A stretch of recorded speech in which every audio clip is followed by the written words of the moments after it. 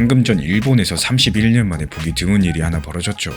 일본의 중앙은행이 금리를 올렸는데요. 이 소식 하나에 지금 비트코인을 가진 분들 잔뜩 긴장하고 계실 거고, 지난 2024년에 딱 비슷한 일이 터졌을 때 비트코인이 일주일 만에 와르르 무너졌던 기억이 있기 때문입니다. 근데 조금 이상한 게 있어요.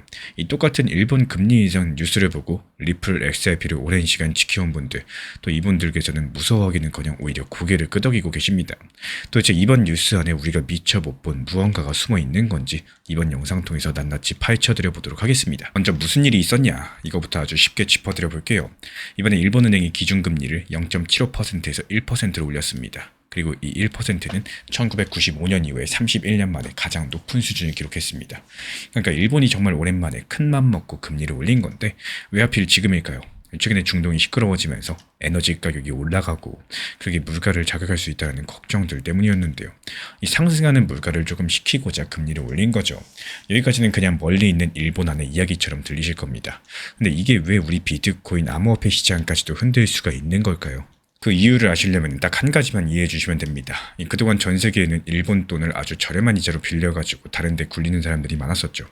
일본은 이자가 거의 없다시피 했기 때문에 그렇게 빌린 돈들이 미국 주식으로도 가고 암호화폐 시장으로도 많이 흘러들어 왔었습니다. 근데 일본이 금리를 올리면 어떻게 될까요? 이 빌린 돈의 이자가 비싸지겠죠.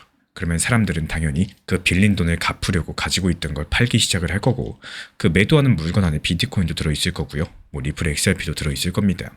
그래서 일본 금리 인상 소식 자체가 비트코인을 흔들 수밖에 없다라는 거고, 실제로 지난 2024년 일본이 금리를 올렸을 때 우리 돈으로 9천만 원이던 비트코인이 일주일 만에 7천만 원 초반까지 떨어져 버렸습니다. 그런 기업들 때문에 지금 시장이 바짝 긴장을 하고 있다는 거죠. 그렇다면 이번에도 똑같이 무너지는 걸까요? 그리고 여기서부터가 진짜 중요해지는데, 이 데이터를 차분히 보시면 한쪽으로 단정하기가 정말 어려워집니다. 먼저 겁나는 쪽부터 살펴볼게요. 일본이 2024년 이후에 금리를 올릴 때마다 비트코인은 매번 떨어졌습니다. 적게는 18% 떨어졌고요. 많게는 28%, 그 평균을 내면 한 방에 22% 정도의 평균적으로 하락이 있었습니다. 그러니까 이번에도 떨어질 수 있다는 걱정들은 근거가 전혀 없는 것도 아니겠어요. 근데 또 반대로 생각을 해보시면요. 이번에는 조금 다를 수 있다는 신호도 같이 존재하고 있다는 건데, 이미 한참 전부터 시장에서 돈이 빠져나가면서 위험한 빚이 꽤 정리가 됐었고, 이번 인상 자체가 모두가 예상하던 일이라서 그 충격이 덜할 수가 있다는 거죠. 솔직한 말로 말씀을 드려보자면요. 그래서 단기적으로 상승과 하락할지는 지금 누구도 확실히 모릅니다. 근데 진짜 이상한 질문은 따로 있어요. 비트코인은 그렇다 치고 아까 그 리플을 보던 사람들 도대체 왜 무서워하지 않고 있는 걸까요? 정답을 이해하시려면 비트코인과 리플이 사실은 서로 다른 힘으로 움직인다는 사실들을 알고 계셔야 됩니다. 이 비트코인 같은 경우에 방금 말씀드린 것처럼 저렴한 돈이 흘러들어와야지 힘을 받는 쪽에 가깝죠. 돈줄이 막히면 출렁이는 겁니다. 근데 리플은 태어난 이유부터가 남다릅니다. 리플은 한 나라에서 다른 나라로 돈을 빠르고 저렴하게 보내라고 만든 코인이죠. 어려운 말로 국제송금이라고 하는데, 쉽게 말씀드리면 외국으로 돈을 붙이는 일입니다. 그러니까 리플의 진짜 가치는 저렴한 돈이 들어오느냐가 아니라 나라와 나라 사이에 돈이 실제로 오고 가느냐, 여기에 달려 있다는 거고, 이 둘은 완전히 다른 엔진인 셈이겠습니다. 그럼 한 가지 질문이 생기죠.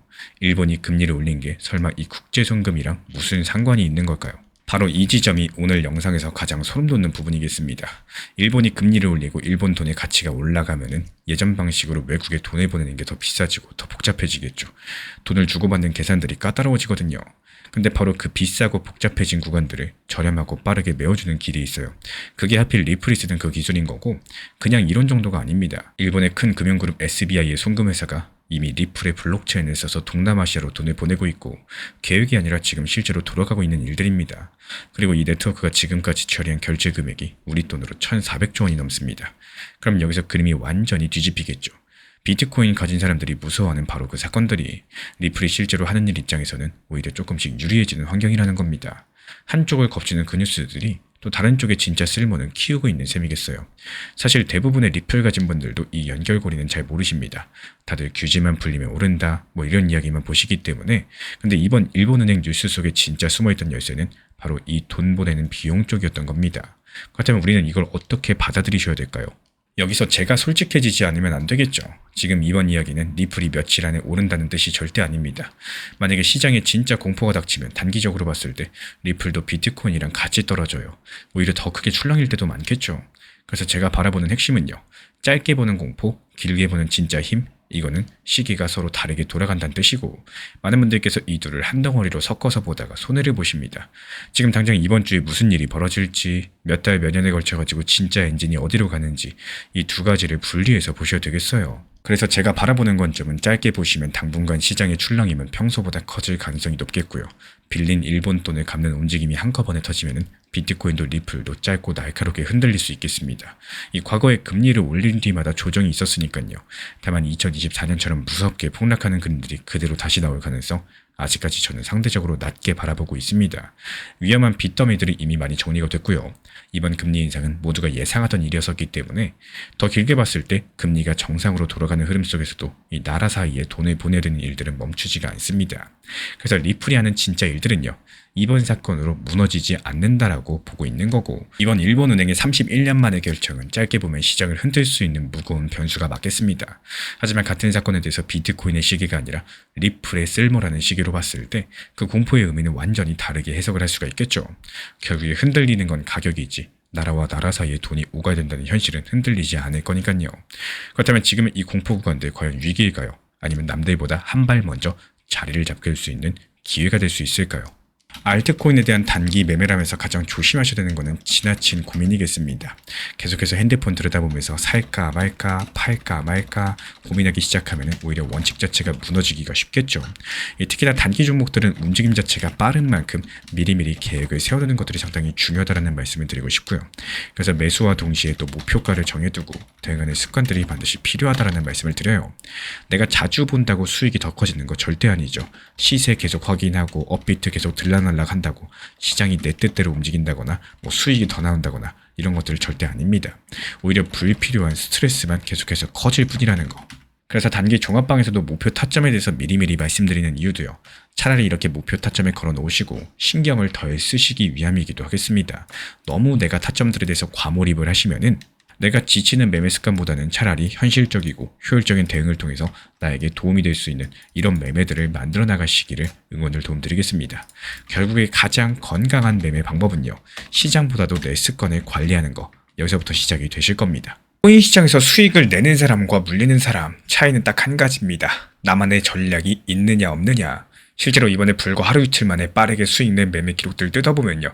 이 세 개 다 같은 원리로서 움직였습니다. 먼저 상승할 수 있는 이유가 있는 종목을 골랐고요. 그리고 차트에서 더 이상 내려가지 않는 지지선을 확인을 했고요. 그리고 보조지표 3개가 동시에 매수 신호를 줄 때 상승 확률이 높은 타점이다 판단을 하고 매수가 들어갔던 겁니다. 그렇다면 그 3개가 뭐냐? MACD 지표로서 큰 추세가 살아있는지 먼저 확인을 하고 RSI가 30 밑으로 내려가서 충분히 빠졌는지 보고 스토캐스틱에서 골든 크로스가 뜨는 순간 매수 버튼을 누릅니다. 그리고 가장 어려워하시는 매도는 어떻게 하느냐? 매수 반대로 하시면 되는 거예요. RSI 기준 70 근처에서 이 스토캐스틱 데드 크로스가 나오면은 욕심 없이 전량 매도한다. 이게 전부입니다. 이번 4월달만 놓고 봐도 지난 4월 1일부터 4월 17일까지 26개의 종목을 추천드렸고 이 26개 전부 다 빠짐없이 수익 실현까지도 완료해버렸죠.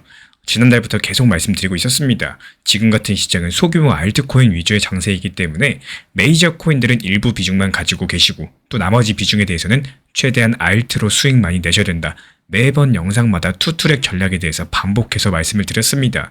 이 수익을 내야지 수익금으로 리플이든 비트코인이든 저렴하게 추가 매수해가지고 평단가 낮춰놓을 수가 있는 거고 지금 같은 알트 장세에서는 무엇보다도 이 수익이 빠르게 나가지고 돈을 벌기가 너무나도 좋은 시기입니다. 코인 투자 왜 하시나요? 리플 XRP 계속 보유하면서 쳐다보려고 코인 투자하는 거 아닙니다. 애초에 돈을 벌기 위해서 하는 겁니다. 1년 내내 오는 기회가 아니기 때문에 지금같이 시장이 좋을 때 1년치 수익들 이럴 때 최대한 많이 땡겨놔야 됩니다. 계속해서 강조드리고 있는 상황이고 종목들 대부분이 오늘 오전에 매수해서 오늘 오후에 팔거나 저녁에 팔거나 아니면 오늘 저녁에 매수해서 한숨 자고 나면은 내일 팔거나 이런 식으로 빠르게 수익 실현이 되고 있습니다. 이런 타이밍 자체가 별로 안 와요. 그리고 이렇게 보조지표를 활용한 매매 방법이라거나 챗 GPT라거나 구글 제미나이 같은 인공지능을 활용해가지고 수익을 낼 수 있는 방법들도 알려드리고 있기 때문에 실시간 빠른 수익 타점 받아보고 싶으신 분들께서만 신청 주시면 분명히 도움이 되실 겁니다. 현재 보이는 번호로 문자 신청 주시면 입장 도움 드릴 거고요. 구독과 좋아요만 부탁을 드리겠습니다. 제가 안내해드리고 있는 코인신사 채널 멤버십 전용방에 대해서 짧게 설명드려 보도록 하겠습니다. 리플, 암호화폐 시장에 대한 중요한 이슈, 그리고 브리핑이나 시장의 흐름에 대한 전문적인 분석 내용 설명과 함께 차트상의 기술적 분석, 온체인 지표와 투자 심리에 대한 내용들을 같이 안내 도움드리고 있고, 가장 중요한 투자 심리를 컨트롤하기 위해서 포트폴리오의 구성에 대한 노하우, 투자 심리 컨트롤에 대한 내용도 같이 안내드리고 있습니다. 코인 신사 스터디 멤버십 가입하신 분들께서는 아래 번호 혹은 신청 링크 통해서 남겨주시면 제가 연락드리고 있고, 안내 설명과 함께 신사 채널 리플 전용 멤버십 방에도 입장 안내 설명드리고 있습니다.